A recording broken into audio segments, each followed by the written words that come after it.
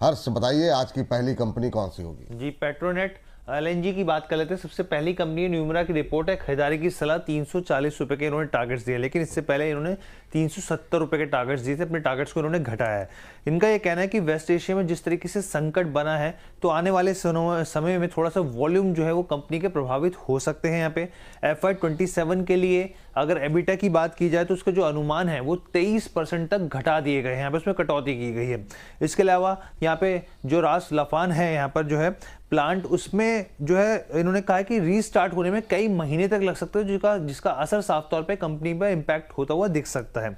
14 में से 2 एलएनजी जो ट्रेन है वो डैमेज हुई हैं, जिसकी जो क्षमता थी, कैपेसिटी थी, वो करीब करीब 17% थी। और इन्होंने कहा है कि करीब 3 से लेकर 5 साल तक की जो स्थिति है उस पर बिल्कुल क्लैरिटी नहीं है अभी यहाँ पर। लेकिन इन्होंने ये कहा कि भारत की जो सप्लाई है वो सुरक्षित है, यहाँ पर कोई उसमें कोई दिक्कत नहीं। फोर्स मेज्योर के बाद जो स्थितियाँ वापस शुरू होती हुई दिखेंगी, तो स्थितियाँ जो है वो बदलती हुई दिखेंगी। चलिए, ये बात यहाँ पर पेट्रोनेट एलएनजी को लेकर के निकल के आई है। अंबाला मैम, आपका व्यू क्या होगा? पेट्रोनेट एलएनजी को लेकर के सहमत है इस राय पे, न्यूमरा की जो राय है? यस, और डिस्काउंट आने दीजिए, लेकिन 263 अभी आया है और थोड़ा गिरेगा, 240 तक आप इसको खरीद सकते हैं। और जब भी ये रिव करेगा, क्योंकि ये सिचुएशन लिमिटेड टाइम पीरियड के लिए है, तो 240 के पास आ जाए, खरीद लीजिएगा। 10% और गिर सकता है। उसके बाद ये टारगेट बहुत पॉपुलर है, 1 साल के नजरिए पर अगर आप रखें। जी, तो ये राय आप जो है बिल्कुल थोड़ा सा नीचे आने के खरीदारी करने की सलाह है। लेकिन एक सर बीपीसीएल को लेकर सवाल आ रहा है। महेश सर, आप ही बताइए मुझे बीपीसीएल को लेकर क्या करना चाहिए।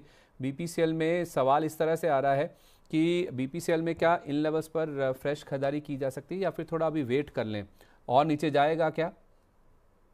देखिए, वैल्यूएशन ठीक ठाक हो चुके हैं, और नीचे जाएगा या नहीं जाएगा ये क्रूड के भाव के ऊपर डिपेंड करेगा और मार्केट के सेंटीमेंट के ऊपर। बट वैल्यूएशन अब अपर साइड से थोड़े से अट्रैक्टिव हो चुके हैं। अब किसी को बाइंग करना है तो थोड़ा थोड़ा बाइंग ये लेवल से किया जा सकता है। बट यहाँ से थोड़ी डाउन साइड रिस्क और बन सकती है, ये ध्यान में रखते हुए अगर आप देखेंगे थोड़ी और डाउन साइड बनती है। टेक्निकल सेटअप अगर देखेंगे तो नेगेटिव हुआ तो 260 या 265 इसके करीब करीब सपोर्ट मिलेगा। अगर कोई ज्यादा नेगेटिविटी होती है तो वो लेवल भी आ सकते हैं, तो उसको ध्यान में रखते हुए थोड़ा स्ट्रैगर्ड वे में बाइंग किया जा सकता है। अच्छा, ठीक है, स्टैगर्ड वे में चाहे तो बाय किया जा सकता है। सर, तीनों में से अगर देखें तो सबसे अच्छा कौन सा है, आईओसी, बीपीसीएल, एचपीसीएल में से? नहीं, तीनों ही अट्रैक्टिव वैल्यूएशन वाइज है। आईओसीएल देखेंगे तो डिविडेंड यील्ड काफी अट्रैक्टिव है, बाकी के भी डिविडेंड यील्ड ठीक है। तो मेरे हिसाब से तो आईओसी भी अगर आपको डिप मिलता है, जैसा कि हमने और अर्लियर भी शायद आपके साथ में डिस्कस किया था कि 140 145 की रेंज अगर आती है तो उसको देखा जा सकता है। यहाँ से आईओसी भी देखा जा सकता है। बट ये क्वाइट सटन है, कॉन्ट्राडिक्ट है, क्रूड के भाव से काफी रिलेटेड है। तो अब यहाँ पे थोड़ा और वार एस्केलेट होता है तो क्रूड के भाव और बढ़ जाते हैं, जिसकी गुंजाइश अभी कम लग रही है। तो मेरे हिसाब से उसको ध्यान में रखते हुए थोड़ा थोड़ा Recording in progress. आपका बाइंग स्ट्रेटेजी धीरे धीरे होना चाहिए, क्योंकि अचानक से और कुछ एस्केलेट हुआ तो थोड़ा रुकना पड़ेगा, थोड़ा और डिप मिल जाएगा, तो थोड़ा और मतलब आपको लोअर की अपॉर्चुनिटी मिल सकती है वो टाइम पे। बट वैल्यूएशन तीनों स्टॉक्स के देखेंगे तो फंडामेंटल वैल्यूएशन के हिसाब से क्वाइट अट्रैक्टिव है। ठीक, सर जरा चेन्नई पेट्रो देखिए जरा क्या करना चाहिए अभी करंट लेवल पे। अंबाला मैम अभी नहीं बोल सकती हैं इसके बारे में, तो चेन्नई पेट्रो पे आपकी राय क्या रहेगी? तो व्यू पॉजिटिव है, तेजी बनेगी और आने वाले दिनों में 1120 1140 तक के अपसाइड मूव नजर आते हैं। स्टॉक में लगातार तेजी बन रही है, हायर हाइज हायर लोज में ये काउंटर ट्रेड हो रहा है। तो ओवरऑल व्यू बहुत पॉजिटिव है। 1140 तक के अपसाइड मूव देखने को मिल सकते हैं, तो जिसके पास पोजीशन है होल्ड करने की सलाह है। यहाँ भी खरीदारी करके चल सकते हैं 1020 के स्टॉप लॉस के साथ। चलिए ठीक है, मार्केट की ओर रुख कर लेते हैं सर। जिस तरह से हम लोग देख रहे हैं क्रूड ऑयल और नेचुरल गैस को, ब्रेंट क्रूड में एक अच्छी खासी उछाल के बाद अभी भी तेजी तो है कहा जा सकता है, लेकिन 100 के ऊपर अभी भी बना हुआ है गिरावट के बाद भी। सर कैसे देख रहे हैं? ब्रेंट 102 पर है, WTI $93 पर है। घरेलू बाजार में भी हम लोग थोड़ा सा प्रेशर देख रहे हैं, क्या व्यू है सर? देखिए, क्रूड ऑयल अभी जो WTI हम लोग अभी ट्रेड करते हैं सर, वो एग्जैक्टली ग्लोबल सेंटीमेंट रिफ्लेक्ट नहीं कर रहा है। और WTI सिर्फ एक यूएस का क्रूड ऑयल जैसा हो रहा है, क्योंकि वहाँ पे रिजर्व सही है, उनके स्टोरेज भी कंफर्टेबल लेवल पे है। हालांकि ब्रेंट थोड़ा यूरोप के जितना मतलब आप एशिया के पास आओगे तब तक वहां तक आते आते प्राइस बढ़ जा रहा है। तो ब्रेंट का भाव थोड़ा सा क्या अभी $103 $104 के आसपास, कल 112 15 के आसपास 12 के आसपास गया था। और ब्रेंट और WTI का जो स्प्रेड है वो भी बढ़ गया था। उधर फिर मिडिल ईस्ट में आएंगे तो ऑयल प्राइस और बढ़ जाता है। ओमान में $150 के आसपास, फ्लैट $120-25 के आसपास, तो रेस काफी अलग है। हालांकि मुझे नहीं लग रहा यूएस वाले जो ऑयल है और बहुत ज्यादा एस्केलेशन हो गया है, तो यूएस वाले जो ऑयल है मुझे नहीं लग रहा है कि वो $100 को सस्टेन करने के लिए कर पाएगा, क्योंकि जिस तरह से यूएस की तरफ से पुश रहेगा, अगर वहां पे $100 के ऊपर, इमीडिएटली बोल रहा हूँ, $100 के ऊपर अगर सस्टेन करता है तो वहां पे भी इश्यूज हो जाएगा। डोनाल्ड ट्रम्प की तरफ से कुछ तो प्रेशर रहेगा, मैं एक मान के चल रहा हूँ। तो वो शायद वो को अगर हम लोग खुद ही वीकली चार्ट देखेंगे WTI और ब्रेंट का, तो हमको डिफरेंस शुरू हो जाए, दिखना शुरू हो जाएगा लास्ट सारा दिन में क्या हुआ है। तो मुझे लग रहा है कि क्रूड ऑयल शायद ये एमसीएक्स में जो भाव 8764 है, ये शायद 8900, 9000 और नीचे 8400 का रेंज में बनेगा। तो मुझे हो सकता है एक वेरी रिस्की बेट में कॉन्ट्रा सोच रहा हूँ कि अगर ये 8900, 9000 के आसपास आता है, 9200 के ऊपर स्टॉप लॉस सोच के ट्रेड कर सकते हैं, 8500, 8400 का टारगेट ले सकते हैं, जैसे अगेन कॉन्ट्रा। लेकिन आज फ्राइडे है, ये ट्रेड कैरी फॉरवर्ड वाला मत करें, क्योंकि सैटरडे संडे को क्या हो जाता है किसको क्या मालूम। तो मंडे को अगर ऐसा रेट मिलता है तो, या अगर आप ट्रेड मिल जाता है तो छोटे मोटे प्रॉफिट भी आ जाए तो निकल जाइए और कैरी फॉरवर्ड ना करें। लेकिन ये एंट्री मुझे लग रहा है उस तरह का, और शायद एक बार रिट्रेस ब्रेक करेगा। और कल यूएस की तरफ से बेसन का स्टेटमेंट भी आया था जी कि यूएस ईरान के जो सैंक्शन हटा, कुछ सेक्शन में ईरान का सैंक्शन भी हटा सकते हैं, जो मूविंग ऑयल है। सबसे एक्चुअली मेन प्रॉब्लम सर यहाँ पे मुझे लग रहा है, जिस तरह से ईरान के जो चीफ है, जो उनका अभी डेट हुआ, वो एक बड़ा मुद्दा बन रहा है, क्योंकि ओमान में ही जो इजराइल और यूएस और ईरान का जो पीस टॉक्स या नेगोशिएशन का बात चल रहा है, he was exactly kind of a mediator Iran की तरफ से। अगर वो नहीं है तो और एक भी इशू खराब हो जा रहा है कि और भी कैसा हो, क्योंकि he was a very liberal person और उनका बात भी चलता था ईरान में, despite he is not from IRGC, लेकिन उनको काफी रेस्पेक्टेड पोजीशन में थे। तो उनके डेथ के बाद सिचुएशन और ट्रिकी भी बन जा रहा है। लेकिन हालांकि यूएस में जो क्रूड ऑयल है, मुझे नहीं लग रहा कि बहुत ज्यादा सस्टेन कर पाएगा ऊपर, वो थोड़ा सा रिट्रेस ब्रेक करेगा, लेकिन इसका मतलब ये नहीं कि गिर जाएगा, एक रेंज में ही चलेगा फिलहाल के लिए। सर आपके उसे कोई ट्रेडिंग कॉल बन रहा है क्या क्रूड ऑयल में मानो सर? मेरे ख्याल से क्रूड में बिल्कुल मैं ये सहमत हूँ कि एक रेंज बन गई है, $100 के आसपास ही ओवर कर रहा है। तो 9200 ऊपर में, 8600 नीचे में एक रेंज है। लेकिन मुझे जब तक 8600 के ऊपर ट्रेड कर रहा है तब तक अभी भी बाय ऑन डिप्स की ही सलाह होगी। ईरान का स्टेट ऑफ हॉर्मुज अभी भी कंट्रोल में है, ईरान की तरफ से अभी भी कोई डीएस्केलेशन के साइंस नहीं है, तो ये रिस्क प्रीमियम थोड़ा बना हुआ हो सकता है। तो 8700 के आसपास डिप आती है तो वहां पे बाइंग करने की सलाह होगी। 8820 का टारगेट होगा और 8620 का स्टॉप लॉस बना के चलना। और सर मानो सर नेचुरल गैस में क्या व्यू है, कोई ट्रेडिंग कॉल आपकी ओर से? क्योंकि आज तो हम लोग प्रेशर देख रहे हैं, 291 पर आ चुकी है नेचुरल गैस। मेरे ख्याल से नेचुरल गैस में एज सच, जैसे हम हर बार बात करते हैं, फंडामेंटली इतनी स्ट्रॉन्ग स्टोरी नहीं बन रही है, सीजन भी खत्म हो चुका है। लेकिन जैसे ही जितने अटैक्स हो रहे हैं, अगर आप देखें तो वो अटैक्स के चलते क्रूड के साथ साथ नेचुरल गैस की भी रिस्क प्रीमियम एलिवेट होती जा रही है। स्विंग्स बहुत हाई हैं बिल्कुल। जैसे कटार के पाइपलाइंस में भी अटैक हुआ है, तो अगर गैस रिलेटेड डिस्क्रप्शंस और बढ़ते हैं, फ्लोज डिसरप्ट हो जाते हैं, तो जितनी अवेलेबल सप्लाई है उसमें भी एक शॉर्टेज आ जाएगी। चाइना के तरफ से भी काफी एक्सपोर्ट बैन्स अनाउंस कर दिए गए हैं, तो वो एक्सपोर्ट बैन और ज्यादा सप्लाई रिलेटेड कंसर्न शायद इंक्रीज करेंगे।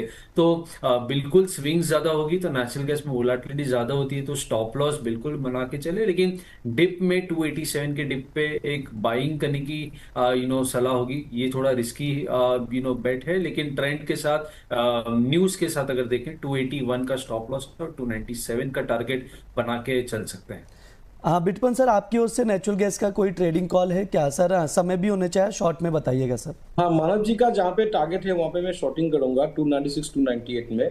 मुझे लग रहा है उस जगह से मार्केट रिट्रेस बैक कर सकता है। 307 का स्टॉप लॉस रहेगा, 285 का टारगेट सर। नेचुरल गैस में शॉर्ट करने की सलाह दी जा रही बिटपन सर की ओर से, उसके अकॉर्डिंग देख सकते हैं। अंबाला मैम आईओसी पे तो बोल पाएंगी, कह रही हैं कि मैंने 121 पे लिया। वाओ व्हाट अ प्राइस, 121 पे लिया हुआ मैम इन्होंने। अब मैं वाओ मेरे मुंह से इसलिए निकला क्योंकि मैंने 180 भी देखा है, 186 भी देखा ये आईओसी।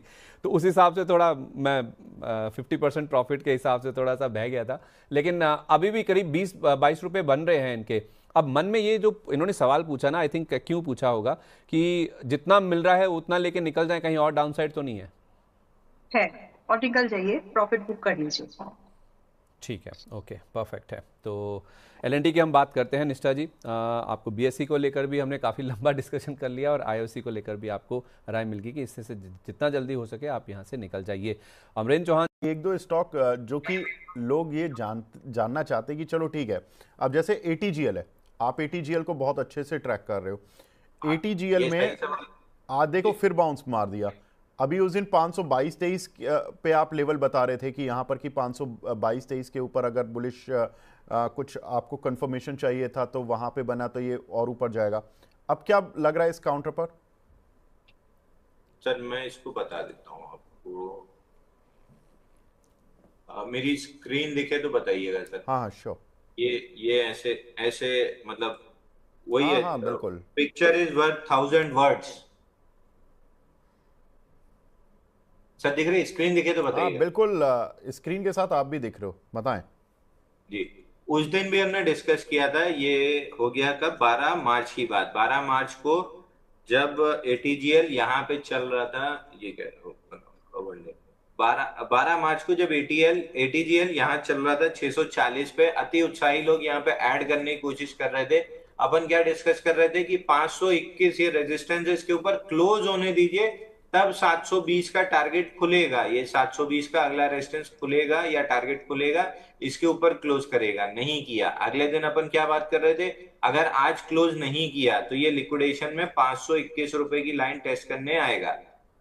परसों भी आपका सवाल था, कल भी आपका सवाल था। परसों अपना जवाब क्या था, अगर हैमर के साथ क्लोज होता है, जो कि अभी हैमर बन रही है, ये 11 बजे के आसपास ऐसी ही थी, तो अपन ने ये डिस्कस किया था कि अगर हैमर के साथ क्लोज होता है तो हैमर के हाई का ब्रेकआउट हम प्ले करेंगे। कल भी सवाल था, तो कल भी यही जवाब था कि हैमर का हाई 533.75 निकले तो हम बाई करेंगे। कल इनसाइड बार था, तो आपके पास दो बुलिश कंफर्मेशन थे। पहला, हैमर ने 521 को स्वीप किया। दूसरा, इनसाइड बार, यानी जो ये पूरी सेलिंग आई थी बड़ी बड़ी कैंडल की, इस कैंडल की साइज देखिए और इन 3 सेलिंग कैंडल की साइज देखिए और इसकी साइज देखिए। ये सेकंड बुलिश एविडेंस था, ये फर्स्ट बुलिश एविडेंस था। आज आपकी एक लाइन इस तरीके से, अब इसको मैं आपको ट्रेड प्लान भी बता देता हूं कैसे किया जाता है ट्रेडिंग व्यू पे। एक लाइन लीजिए, ये आपका ब्रेकआउट पॉइंट है, इस पे ऐसे लाइन मारिए और राइट क्लिक कीजिए, अलर्ट लगाइए कि crossing above this level create. तो आज सुबह जैसे ही ये इसके ऊपर निकला, आपका अलर्ट, ये जैसे ये ट्रिगर हुआ, ये एटीजीएल का ये कोने में दिख रहा है लेफ्ट पे, यहाँ पे मैं हूं, यहाँ पे ATGL 1 day line crossing trend line, ऐसे अलर्ट ट्रिगर होता, आपको 533.70 में अलर्ट आता, आप तुरंत बाई करते। 580 का पहला लेवल जो हमने डिस्कस किया वो तुरंत मिल जाता। अब अगर 580 के ऊपर मतलब उम्मीद तो मेरी पूरी है कि टिकेगा, बट 580 के ऊपर टिकेगा तो फिर 621 जाएगा। अगर क्लोज किया तो 720 जाएगा। अगर इसी तरह से विकिंग कैंडल्स बनाया तो फिर नीचे आ जाएगा। तो प्रिपेयर्ड रहिए ना, ये रोज प्रैक्टिस प्रैक्टिस प्रैक्टिस प्रैक्टिस रोज करते रहेंगे तो जब मौका आएगा तब जाके आप गोली वहां पे ट्रिगर दबा पाएंगे। तो यहाँ पे आपकी बंदूक धुल पहुंच के और उसमें गोली लोड हो जानी चाहिए। ये बार बनते बनते आपके हाथ में बंदूक और एक आंख बंद करके निशाने पे वो निशाना लग जाना चाहिए, और जैसे ही ये लाइन क्रॉस हुई आपका ट्रिगर दब जाना चाहिए था। ये रैंडमली उठ के आप ब्रश करके चाय पी के चले आएंगे और ले लेंगे ब्रेकआउट, ऐसा नहीं होगा। थोड़ा सा आपको प्रिपेयर करना पड़ेगा। तो अगर आप प्रिपेयर्ड होते कल अपनी कमेंट्री से, आज आपको बहुत बेहतरीन ट्रेड मिला। अगर नहीं कर पाए ये ट्रेड, कोई दिक्कत नहीं है, बाजार खत्म नहीं हो रहा है। जो गलती हुई कि प्रिपेयर नहीं किए, अगली बार से प्रिपेयर रहिएगा। एक एचडीएफसी बैंक और आपको दिखा दूं जो अभी बोला था, एक्सप्लेन हो जाएगा तो ज्यादा अच्छा है। मैं क्या करके बैठा था, मैं आपको वो बता दे रहा हूं। मैंने ये लेवल मार्क करके बैठा था कि 71 दिन में 20% टूटा है। मेरी एक्सपेक्टेशन थी कि ये यहाँ खुलेगा 704 में, तो मैं मान रहा था 21-22% हो जाएगा, बट ये खुला यहाँ पे। खुला किससे? ओपन लो से। पहले 5 मिनट मैंने वेट किया, 5 मिनट के चार्ट पे आ जाइए। पहले 5 मिनट की ये कैंडल बनी, तो मेरा सिंपल ट्रेड क्या था, इसका हाई बाई करना है, इसका लो स्टॉप लॉस लगाना है जो थोड़ा सा बड़ा था, तो मैंने 790 का लगा लिया, कैंडल के मिड के अराउंड का 790 789, और मेरा टारगेट ये गैप फिलिंग का है। तो मैं प्रिपेयर्ड था, इसलिए मेरे को एचडीएफसी में ट्रेड मिल गया। हालांकि मैंने कॉल दिया, मैंने ट्रेड किया नहीं, क्योंकि ट्रेड देने के बाद ट्रेड लेने के बाद कॉल नहीं दे सकते, और आज सबसे ज्यादा मीडिया पे इसी के सवाल आते हैं, इसलिए मैंने नहीं ट्रेड किया। बट अगर मैं करता तो मैं यही करता, और यही मैंने दिया भी है। बिल्कुल ठीक है। तो HDFC बैंक में ट्रेड दिया अंशुल जी ने, और ATGL पर एक सर गोल्ड सिल्वर क्रूड देखना हो तो ठीक, नहीं फिर स्क्रीन शेयरिंग बंद करके वापस नॉर्मल अंशुल भाई एक